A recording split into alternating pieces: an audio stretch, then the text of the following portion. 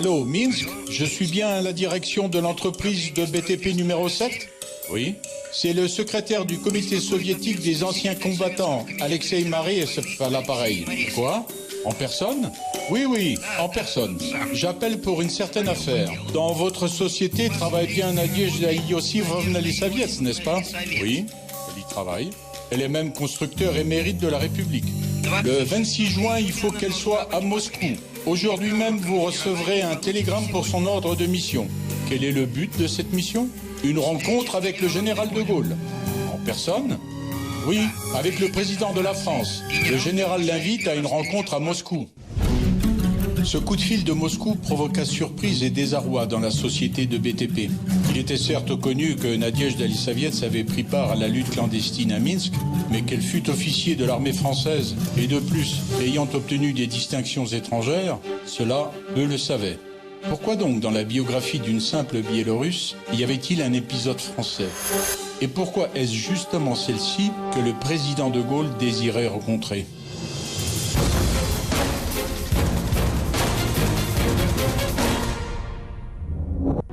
Cette visite du dirigeant de la République française était la première depuis de bien longues années. Juste après-guerre, nos pays étaient très proches, mais vers le milieu des années 60, les relations entre la France et l'URSS s'étaient rafraîchies. Afin de corriger cette situation, le président de Gaulle se rendit à Moscou. Charles-André Joseph-Marie de Gaulle est né le 22 novembre 1890 à Lille. Il participa à la Première Guerre mondiale. Le 18 juin 1940, il lança l'appel à ses compatriotes pour la fondation de la résistance française. Il présida l'organisation France combattante. Le 26 août 1944, à la tête des troupes françaises, il entra dans Paris libéré. En décembre 1958, il fut élu président de la République française. Dans leurs articles, les journaux soviétiques saluaient la visite du président de Gaulle en évoquant le combat commun des deux pays contre le fascisme. Le plus souvent, on y citait les pilotes français du régiment Normandie-Niemen. Plus rarement, les prisonniers de guerre soviétiques évadés de camps répartis sur tout le territoire français qui avaient rejoint le rang des maquisards. Mais pas un mot sur les citoyens soviétiques qui, à la fin de la guerre, avaient obtenu le grade d'officier de l'armée française. Dans le dossier personnel du constructeur émérite Lisaviets, il n'y avait pas trace de son grade de lieutenant de l'armée française. Nadejda elle-même ne se vantait pas de son passé militaire. En effet, dans chaque questionnaire soviétique, il y avait toujours le point suivant. Avez-vous servi dans les armées de pays étrangers ? Une réponse affirmative était immédiatement suivie de vérifications rigoureuses de la part des organes compétents. Pas besoin d'être grand devin pour imaginer comment pouvaient se terminer de tels contrôles.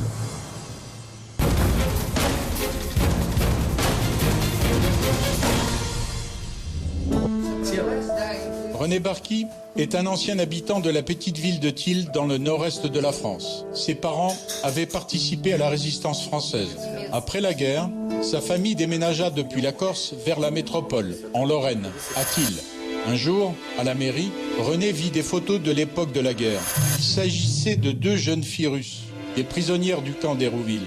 Par miracle, ces photos avaient été conservées par la famille de Nadia Wenner. J'ai vu, en tout cas, dans la cuisine de mes parents, dans cet entre-deux du buffet, il y avait toujours le même plat en émaux de Longwy, puisque j'habitais pas loin de Longwy. Et ce plat avait été offert à ma mère par ses élèves. Et donc, dans ce plat-là, au milieu des bouchons et des clés, il y avait les 2 photos de ces dames, quoi, dont la photo d'Alexandra. Mais ce qui était marqué au dos était en russe, et chaque fois que j'ai voulu demander à mon père une explication, qu'est-ce que c'est, qu'est-ce qu'on dit là derrière, mon père n'a jamais voulu le traduire. Alors je pense que c'est par précaution pour qu'on ne soit pas au courant au cas où les Allemands interviendraient, quoi. René Barky commença les recherches. Il espérait que quelques-uns des habitants de la région auraient pu se souvenir des jeunes filles russes que le vent de la guerre avait emmenées en 1944 jusque dans cette petite ville française si éloignée de leur patrie. Après publication d'une annonce dans le journal local, plusieurs personnes se manifestèrent. Je m'appelle Madame Monzani Liliane, née Santini, parce que mes parents, qui habitaient le village de Thiel, s'appelaient Santini, tout simplement. J'ai 84 ans. Donc je m'appelle Raymond Baldelli, Je suis né le 27 mars 1937 à Thiel et je suis né de parents italiens, immigrés italiens. Mon père est venu le premier quand on cherchait de la main-d'œuvre étrangère pour travailler dans les usines. Je m'appelle Christian Doulet, j'ai 81 ans, je suis né en 1932. Je suis né à Thiel et j'habite toujours Thiel. Je m'appelle Martine Clause Frigoli, je suis native de Thiel. 70 ans après la fin de la guerre, les habitants de Thiel se souvenaient jusque dans les moindres détails des événements de ces années-là, qui s'étaient fortement gravés dans leur mémoire. Je me souviens très bien du camp de concentration puisque on nous autorisait à aller faire au-dessus du camp, au-dessus du vieux cimetière, aller faire des champs de patates pour manger. Et donc on montait avec mon père là-bas faire ces champs de patates là. Et mon père me disait toujours, parce qu'à l'entrée du camp, quand vous sortez du tunnel, il y avait un écriteau, quand vous passez sur cette route qui relie Thiel à Ussigny, ne regardez pas à droite, tournez la tête à droite, pardon, ne regardez pas à gauche dans le camp. J'avais 14 ans et je me rappelle de tout très très bien. Et je peux vous raconter, si vous voulez, l'histoire de ces femmes russes qui nous avaient beaucoup impressionnés, nous, toutes les jeunes filles, toutes les gamines, toutes les personnes, parce qu'elles avaient quand même une aura formidable. Elles étaient dignes, elles ne parlaient pas, elles ne nous parlaient pas. On s'approchait, mais elles ne nous parlaient pas. Ce qui est écrit au dos de ces photos, c'est pour un souvenir de longue durée, de la part d'une femme russe, il y a les noms, il y a les adresses, et puis ensuite, il y a le plus important, Ranit Inetiriad, conserver, ne jamais perdre. Et ça, je dois dire que quand j'ai vu ça, j'ai été bouleversée. Et comme mon père est décédé en 79 sans jamais expliquer de quoi il s'agissait, j'ai pensé que le devoir de mémoire, sauvegarder ces photos-là, c'était à mon tour de le faire. Donc ça, c'est une coïncidence, c'est pas un hasard. Donc, M. Barki, allant donc en pèlerinage à Thiel, voit les photos et décide donc d'entreprendre des recherches.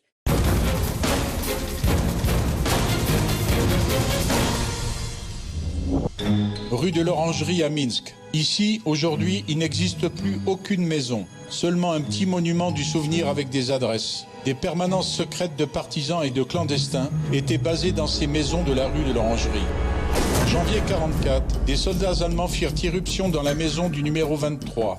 Nadezhda Lisaviets fut arrêtée et ses interrogatoires se poursuivirent pendant plusieurs jours de suite. Pour les occupants, les infractions de l'ancienne étudiante de l'Université d'État de Biélorussie s'accumulaient en nombre. En 1941, chez elle, dans la cour, elle avait caché des soldats blessés de l'armée rouge. Elle avait recueilli et transmis des médicaments aux partisans. Elle avait diffusé dans Minsk le journal clandestin L'Étoile. Elle avait fourni de faux passeports aux prisonniers de guerre évadés des camps. En février, Nadezhda se retrouva dans le camp de concentration de la rue Chirokaya. Peu en sont revenus, mais Nadezhda a eu de la chance, ils ne l'ont pas fusillée. Mais bientôt, en compagnie de prisonnières dans la même situation qu'elle, elle se retrouva dans le wagon de marchandises d'un train en partance. La gare de départ, Minsk. Mais personne n'en connaissait la gare de destination. Dans le wagon, serrées les unes contre les autres, chacune de ces dizaines de femmes, compagnes de route de Nadia, possédait sa propre histoire. Mais une chose les unissait toutes, la lutte contre l'occupant. Ils avaient arrêté un groupe de 15 partisans clandestins.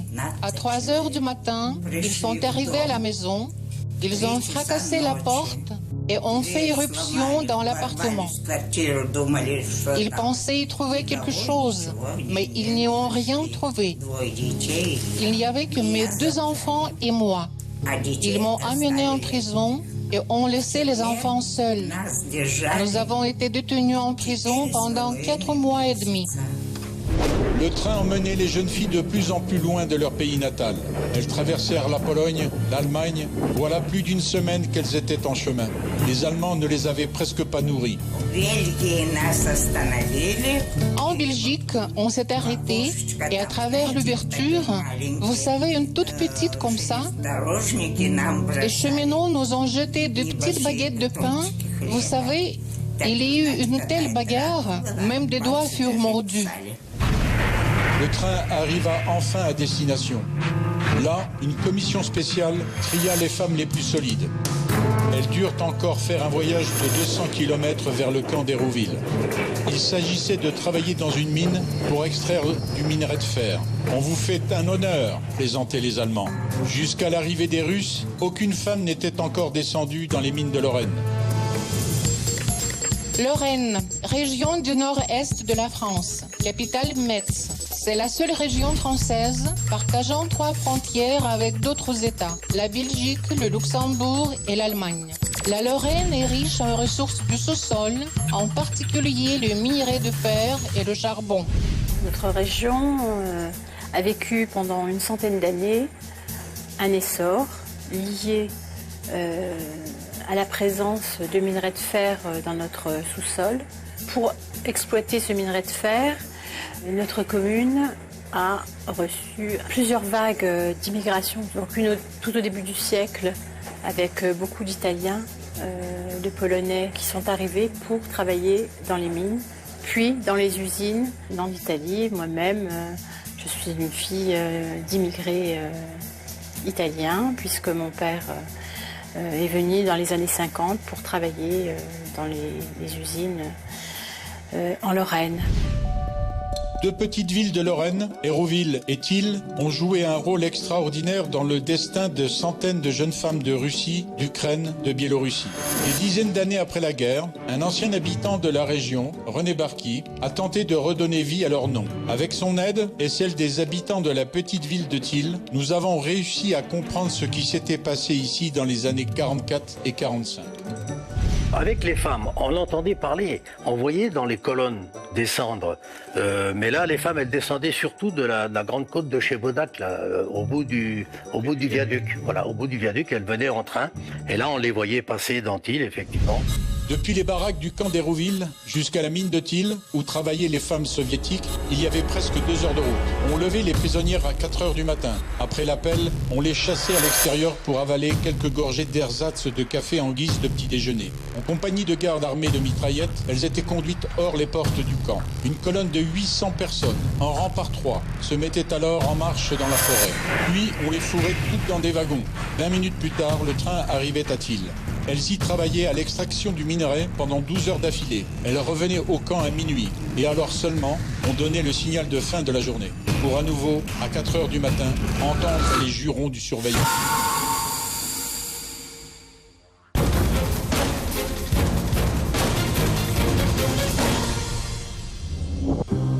Dans les années 60, la mine fut fermée. Depuis bien longtemps, plus personne n'est entré ici. Notre équipe de tournage a réussi à entrer dans ces labyrinthes souterrains avec Annie Silvestri, le maire de la petite ville, et une équipe de sauveteurs gardiens du patrimoine minier. Et là, vous y avait une voie ferrée qui partait tout le long ici et qui rentrait directement de la mine qu'on voyait là. Voilà. Alors dans cette mine, c'est une mine du syndicat, on exploitait bien sûr le fer, c'était la minerai de fer, mais également les Allemands avaient aménagé donc l'usine dans cette mine. Donc ils utilisaient la galerie principale, qui s'appelle toujours la galerie principale des V1, qui accédait jusqu'à l'usine qui se situe au niveau de Tiercelet, le village à côté. Et donc les Ostarbeiter, les femmes russes, partaient ici, travailler à l'intérieur de la mine. En se retrouvant dans la mine, la première chose qui surprend, c'est l'air. Lourd, humide, une poussière qui s'élève et reste littéralement en suspension, remplissant tout l'espace. Comment peut-on travailler ici jusqu'à 10-12 heures de suite? Il est difficile de s'imaginer comment on peut y extraire du minerai de fer avec des pics. Les Allemands y construisaient des ateliers souterrains dans une atmosphère de combat. Personne ne pensait à la sécurité au travail. Et à la fin d'avril, il arriva ce qui devait arriver. Quand sous terre, au plus fort des travaux, au moment où il y avait des centaines de jeunes captives, la voûte de la mine s'effondra. De dessous l'éboulement, les femmes réussirent à sortir plus de 2 dizaines de cadavres. Combien de jeunes filles sont restées sous cette tonne de roches? Nul ne le sait jusqu'à nos jours. Conduits par les sauveteurs gardiens, nous avons avancé en empruntant les labyrinthes de la mine dans l'espoir de retrouver l'endroit de la tragédie. Cela s'avéra difficile, car en effet, il n'existe plus de plan de la mine. Sur le disque de la revue sonore Horizon, qui était produite en Union soviétique, on a conservé la voix de Nadège Dalisaviets. Avec ses amis, elle se rappelle les moments les plus dramatiques de la vie du camp. Лагерь у нас был русский. Он выдавался за иммигранта. Ходил в таком черном костюме, всегда с плеткой. У нас была одна девчонка, Паня. Ну, девочка совсем, понимаете, ну, наверное, лет 17 было. И он прицепился к ней и прямо пришел в барак еще ее убить. Я уже тогда лежала. Но, понимаете, от того, что вот мне такая злоба на него взяла. А я так как прыгнула со своих нор, я на самом верху была, и стала между ними. Я говорю, только попробуй. И вы знаете, он не ударил. Видно, у меня страшный вид тогда был. Он только так по ноге себя похлопал и пошел. Мне уже говорили, ну держись, Надька, прибьет где-нибудь. Depuis le premier jour d'esclavage, les jeunes filles rêvaient d'évasion. Mais comment et où aller? Elles ne connaissaient pas la langue. Comment les Français allaient-ils prendre ça? Allaient-ils les aider? À vrai dire, il était clair que Thiel était une petite ville spécifique. Ici vivaient non seulement des Français, mais aussi des Russes descendants d'émigrés, des Polonais, des Italiens. Mais comment contacter les maquisards locaux? C'est le hasard qui est venu prêter main forte. Nadia Wenner n'avait que 11 ans en 1944, mais elle se rappelle bien tous les détails de cette rencontre extraordinaire. Nous nous sommes approchés de l'église où, là, avec évidence, il y avait des ruines très importantes. Et donc, dans ces ruines qui avaient été abattues, on a aperçu ces deux personnes. Et on s'est approchés, et alors, je me souviens qu'effectivement, j'ai dit « Papa russe », ce que Alexandra a pensé. De là à penser que moi je parlais russe. La petite fille a couru à la maison et fit à son père le récit de sa rencontre avec deux femmes russes, des prisonnières. Elles lui ont dit quelque chose en russe. Aussitôt, mon père, qui était en train de commencer à manger pour partir à l'usine à 8 heures, s'est levé, a renoncé à manger, a préparé son casse-croûte pour aller à l'usine et est sorti tout de suite, aussitôt après. Et ma mère a dit à mon père, mais pourquoi il n'est pas l'heure? Tu as bien le temps, tu es trop pressé. Et mon père a dit, t'occupe pas. Donc, j'en viens à penser que mon père a fait effectivement son casse-croûte de nuit, mais qu'il est descendu à l'endroit où j'avais vu les deux personnes en question, et c'est là donc qu'il les a rencontrés, qu'il les a peut-être même invités. Tous les détails de cette rencontre se sont gravés dans la mémoire de l'enfant. Bien des années plus tard, Madame Wenner est devenue artiste peintre et a représenté cette scène ainsi que les portraits des deux jeunes filles. Elles étaient fatiguées, affaiblies, craintives. Ma mère s'est mise à préparer un repas. Elles étaient tellement malheureuses et c'était tellement miraculeux que le repas soit là en train de se préparer, qu'un homme s'est levé, s'est approché de ma mère, et alors que sa main était pleine de terre, d'épluchures de pommes de terre, de saleté, il lui a fait un long baise-main en même temps qu'il s'inclinait très respectueusement. Et je dois dire que ça a fortement marqué mon enfance, parce que c'était tellement exceptionnel. Ce baise-main, pour nous, il n'existait que s'il s'agissait de rois ou de reines. Cette jeune fille s'appelait Alexandra Paramonova de Minsk. Nadia a pris son nom beaucoup plus tard, mais à l'époque, elle ne fit que l'écouter et la regarder avec des yeux tout écarquillés. Les mots prononcés par cette jeune fille sont restés gravés dans la mémoire de Nadia pour la vie. Cette dame-là, elle s'est mise à me parler avec douceur, avec gentillesse, de la beauté de la vie, quoi. Alors rien que ça, déjà, les larmes recommençaient à couler. Et alors elle m'a parlé longuement de la beauté de la vie, qu'il fallait savoir profiter de la vie, qu'elle était si belle avec toutes ses fleurs, avec tous ses parfums, avec tous ses arbres. Nadia Wenner était sûre qu'elle voyait ces jeunes filles pour la première et la dernière fois, mais elle se trompait. Plus tard, cette histoire connut une suite tout à fait inattendue. Dès l'instant où Nadia Lesavets a couru défendre l'ami que le surveillant aimait battre, elle avait compris. Les Allemands ne les laisseront plus en paix. Une seule issue, l'évasion. Plus tard, dans la mine, deux hommes s'approchèrent de Lissoviets. Ils s'identifièrent avec un mot que Nadia entendit pour la première fois. Maquis. Maquis, détachement de partisans en France pendant la Deuxième Guerre mondiale. Lui-même, le mot maquis signifie sous-bois épais, fourré. En général, cela désignait un territoire où étaient basés les détachements de partisans.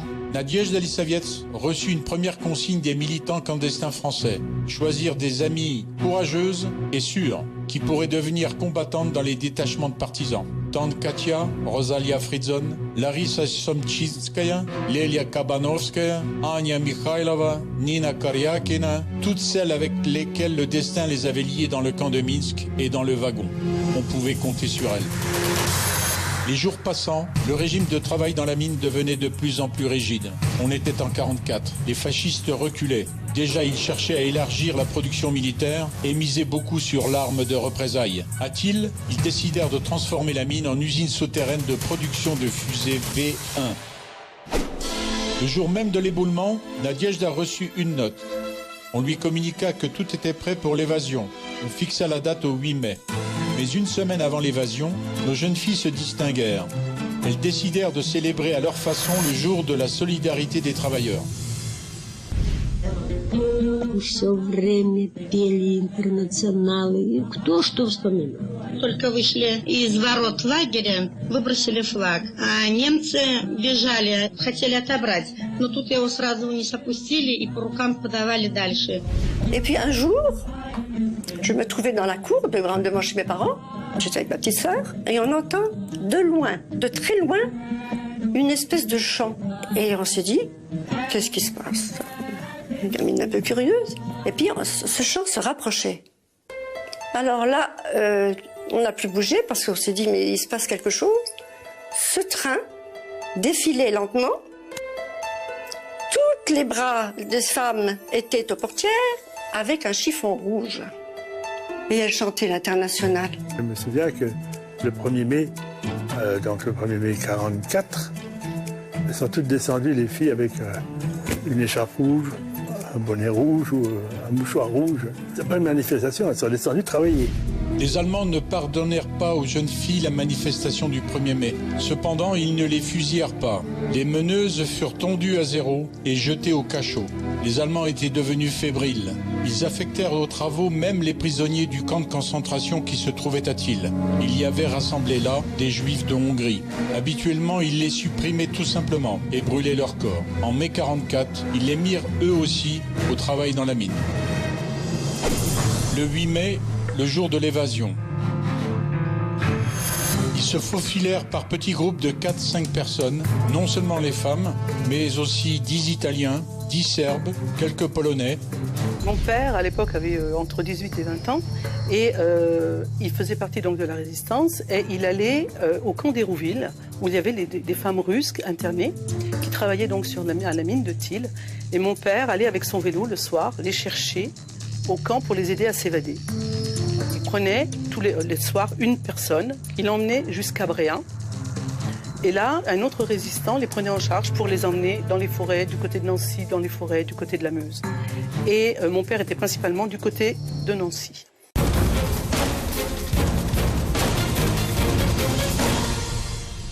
« 65 ans après la guerre, René Barki, avec l'aide d'Anna Peletskaya de Minsk, réussit à retrouver la trace de Alexandra Paramonova, la dame de la photo du temps de guerre.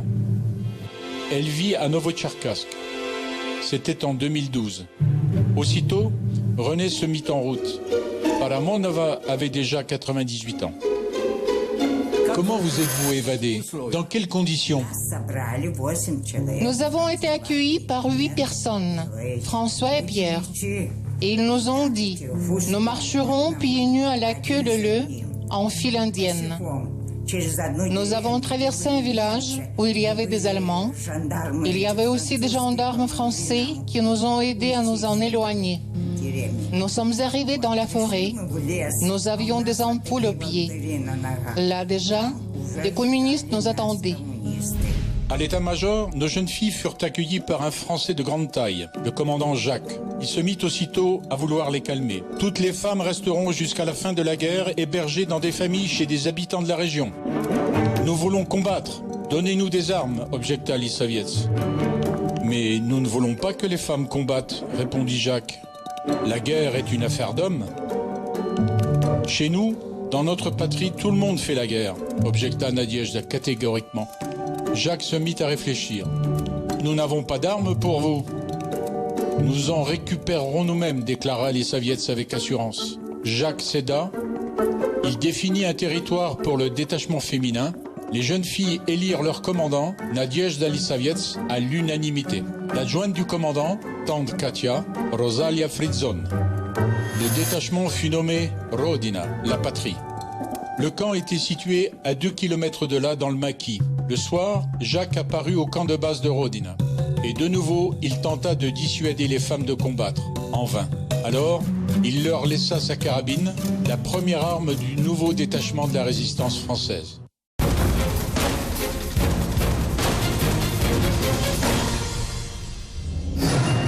Le 3 juillet 1944, Charles de Gaulle occupa le poste de président du gouvernement provisoire de la République française.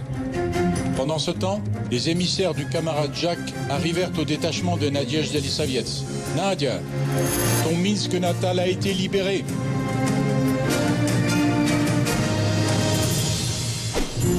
Le 12 octobre, les colonnes de partisans soviétiques et les détachements du maquis défilèrent dans les rues de Verdun. Ils furent accueillis par les représentants du commandement français, des armées alliées et par les diplomates de l'ambassade soviétique à Paris. Et c'est ce jour-là que 2 résistantes du détachement patrie, Nadezhda Lisavets et Rosalia Fritzon, furent nommées lieutenants de l'armée française. Et toutes reçurent une attestation de membres de la résistance française.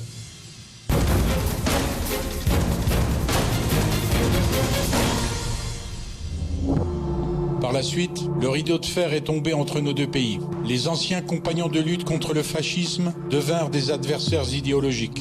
Tout contact, ainsi que toute forme de correspondance furent interrompus. Quelquefois seulement, des délégations d'Union soviétique sont venues en France, mais uniquement pour des visites officielles. Bien des années plus tard, à l'inauguration de la stèle qui est sur le parvis du four crématoire, une délégation russe est venue, était invitée. Et au moment de l'inauguration, il y a une dame, qui appelle mon père par son nom de résistance, c'était Bicou. Elle l'appelle, mon père se retourne et elle lui demande comme ça, « Est-ce que tu me reconnais ?» Mon père lui dit, « non, bien sûr que non. » Et lui dit, « Je suis la jeune femme russe que tu as emmenée jusqu'à Nancy sur ton vélo. » En URSS, les exploits des citoyens soviétiques qui avaient combattu dans les rangs de la résistance française n'ont réellement été estimés à leur juste valeur qu'après la visite en 1966 du président français. Dans les journaux, on commença à interviewer Nadezhda Lisavets, ses amis de combat, et à écrire des articles. У нас в лагере мы работали по 12 часов. Все другие наши работали по 10 часов. Ну, свои правила не установишь. А то, что там били, и тяжело было, ну что ж. Après de longues recherches à l'aveugle, dans les labyrinthes souterrains, les sauveteurs gardiens réussirent à nous conduire vers l'endroit de l'éboulement. Des tonnes de roches, une montagne d'une hauteur de 10 mètres. Quelque part, ici, sont ensevelies pour toujours nos jeunes filles, prisonnières du camp d'Héroïl, des Biélorusses, des Ukrainiennes, des Russes. Jusqu'à nos jours, leur nom reste inconnu. Près de l'entrée de la mine, les habitants de la petite ville de Thil ont décidé d'élever un monument à la mémoire de ces jeunes filles courageuses qui, loin de leur terre natale, ont pu fuir la captivité allemande et créer en France l'unique détachement féminin de la résistance. Rodina, la patrie. Партизанский отряд Родина. Лисовец Надежда, Фридзон Розалия, Дерех Надежда, Агашкова Нина, Парамонова Александра, Вашкинель Валентина, Дик Елена, Гордеева Антонина, Кабанова